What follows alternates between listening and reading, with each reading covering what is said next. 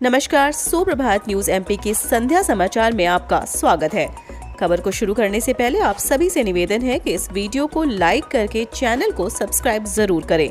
तो चलिए शुरू करते हैं आज शाम की मुख्य खबरें। शिक्षकों के लिए अच्छी खबर, जल्द मिलेगा समयमान वेतनमान का लाभ, राज्य सरकार ने मांगा प्रस्ताव। मध्य प्रदेश के 80,000 शिक्षकों के लिए अच्छी खबर है। राज्य सरकार शिक्षकों को क्रमोन्नति के बजाय समयमान वेतनमान का लाभ देने की तैयारी में है। मीडिया रिपोर्ट्स की माने तो इसके लिए राज्य सरकार ने लोक शिक्षण संचालनालय से प्रस्ताव तैयार कर भेजने को कहा है। अगर सब कुछ ठीक रहा तो जुलाई में हजारों शिक्षकों को बड़ी सौगात मिल सकती है। दरअसल लंबे समय से वर्ष 2018 में शिक्षक संवर्ग में शामिल हुए करीब 80,000 शिक्षकों द्वारा क्रमोन्नति की मांग उठाई जा रही है। वर्ष 2006 में नियुक्त हुए इन शिक्षकों की वर्ष 2018 में 12 साल की सेवा पूरी हो चुकी थी। ऐसे में इन्हें क्रमोन्नति का लाभ दिया जाना था, चूंकि शिक्षकों को 12, 24 और 30 साल में क्रमोन्नति दी जाती है। मंगलवार को शिवराज कैबिनेट बैठक, इन दो बड़े प्रस्तावों को मिलेगी मंजूरी। कल 28 जून 2022 को मुख्यमंत्री शिवराज सिंह चौहान की अध्यक्षता में अहम कैबिनेट बैठक होने जा रही है। इस बैठक में कई महत्वपूर्ण प्रस्तावों पर मंजूरी दी जाएगी। इसमें सबसे खास मुख्यमंत्री और विधायकों का स्वेच्छानुदान होगा। मध्य प्रदेश में मुख्यमंत्री का स्वेच्छानुदान पिछले साल की तुलना में ज्यादा यानी 200 करोड़ रुपए प्रति वर्ष होगा। यह वर्ष 2021-22 में 110 करोड़ रुपए था, जिसमें अनुपूरक बजट के माध्यम से 16 करोड़ 80 लाख रुपए का अतिरिक्त प्राविधान किया गया था। कर्मचारियों के लिए अच्छी खबर, घटेगी टेक होम सैलरी, बढ़ेगी पीएफ, ग्रेच्युटी और छुट्टियां, मिल सकते हैं 1.16 करोड़। सरकारी कर्मचारियों को जुलाई में एक बड़ा तोहफा मिलने वाला है। खबर है कि 1 जुलाई से केंद्र की मोदी सरकार नया श्रम कानून लागू कर सकती है। सभी राज्यों से अप्रूवल मिलने के बाद श्रम एवं रोजगार मंत्रालय ने तैयारियां शुरू कर दी हैं। अगर यह लागू होता है तो कर्मचारियों की टेक होम सैलरी कम हो जाएगी, लेकिन पीएफ, ग्रेच्युटी, छुट्टियां और ड्यूटी का समय बढ़ जाएगा। पर खासा असर पड़ेगा और ऑफिस का टाइम भी बढ़ जाएगा। मीडिया रिपोर्ट्स के मुताबिक अप्रैल में लागू होने वाले लेबर कोड के नियमों को अब मोदी सरकार 1 जुलाई से लागू कर सकती है।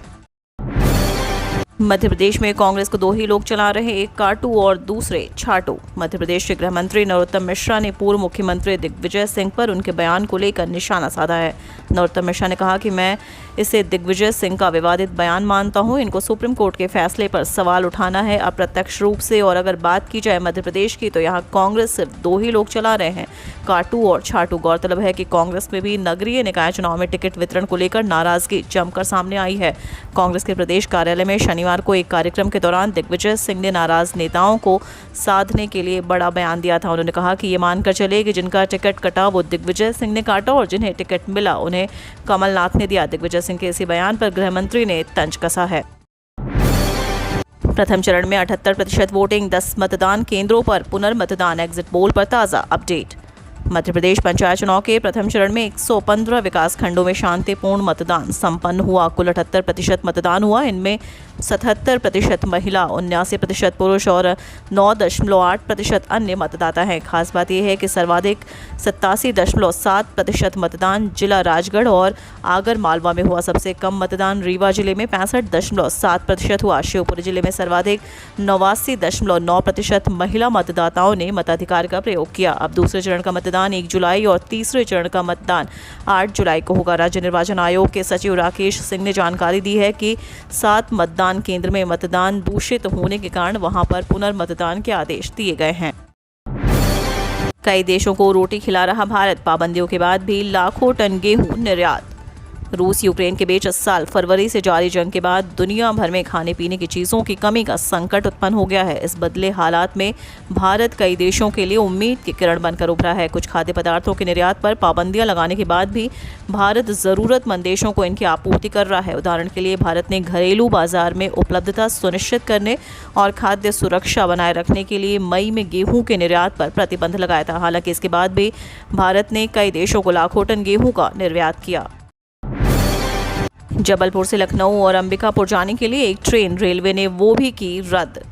जबलपुर से लखनऊ के बीच चलने वाली एकमात्र ट्रेन चित्रकूट एक्सप्रेस को रेलवे ने 3 दिन रद्द करने का निर्णय लिया है। इसकी वजह से झांसी मंडल की पटरियों की मरम्मत का काम होना बताया है। दिक्कत यह है कि जबलपुर से लखनऊ जाने वाले इस ट्रेन को रद्द करने के बाद 3 दिन जबलपुर से लखनऊ के बीच रेल संपर्क नहीं हो सकेगा। यात्रियों को जबलपुर से लखनऊ जाने और वहां से आने के लिए सड़क के रास्ते ही आना होगा। रेलवे ने जबलपुर लखनऊ चित्रकूट एक्सप्रेस 13, 14 और 15 जुलाई को रद्द की है। वहीं लखनऊ से जबलपुर आने वाली ट्रेन 12, 13 और 14 जुलाई को रद्द रहेगा। इस दौरान ट्रेन में सफर करने वाले लगभग 5,000 यात्रियों की टिकट रद्द हो गई है। रेलवे अब इन्हें टिकट का 100% पैसा रिफंड करेगा। जबलपुर से नैनपुर, बालाघाट और गोंदिया के लिए फिर चलेगी ट्रेन। जबलपुर से बालाघाट और गोंदिया जाने वाले यात्रियों के लिए अच्छी खबर है। रेलवे ने इस रूट पर बंद ट्रेन को फिर चलाने का निर्णय लिया। रेलवे अब जबलपुर से चांदा फोर्ट के बीच चलने वाली ट्रेन को फिर चलाने जा रहा है। यह ट्रेन 30 जून से फिर चलेगी। रेलवे ने यात्रियों की सुविधाओं के लिए कोरोना काल से बंद ट्रेन 22174 और 22173 जबलपुर चांदा फोर्ट ट्रेन को सप्ताह में 3 दिन चलाने का निर्णय लिया है। जबलपुर से जाने वाली रेलवे के मुताबिक ट्रेन 22174 जबलपुर से चांदा फोर्ट हर मंगलवार, गुरुवार और शुक्रवार को चलेगी, जो जबलपुर से सुबह 5:45 पर रवाना होगी और मदन महल स्टेशन सुबह 5:35 पर पहुंचेगी। इसके बाद ट्रेन नैनपुर सुबह 8:10 बालाघाट, सुबह 9:35 गोंदिया, 10:15 पर पहुंचकर 13:45 पर चांदा फोर्ट स्टेशन पहुंचेगी। रामपुरिया केंद्र पर पुनर्मतदान जारी, मतदाताओं की लगी कतार। राजगढ़ जनपद पंचायत के पंचायत बाबड़ीपुरा के मतदान केंद्र क्रमांक 22 रामपुरिया पर मतपेटी और मतपत्र लूट कर ले जाने की घटना के बाद आज यहां पर पुनः मतदान कराया जा रहा है। पुलिस बल और चुनाव टीम की उपस्थिति में सुबह 7 बजे फिर से मतदान की शुरुआत हुई। इस क्षेत्र के महिला पुरुष बढ़ चढ़कर पुनर्मतदान प्रक्रिया में हिस्सा ले रहे हैं। कुछ देर पहले एसडीएम जूही गर्ग ने भी मतदान केंद्र का निरीक्षण किया। उम्मीदवारों के लिए आखिरी मौका, 111 पदों पर होनी है भर्ती।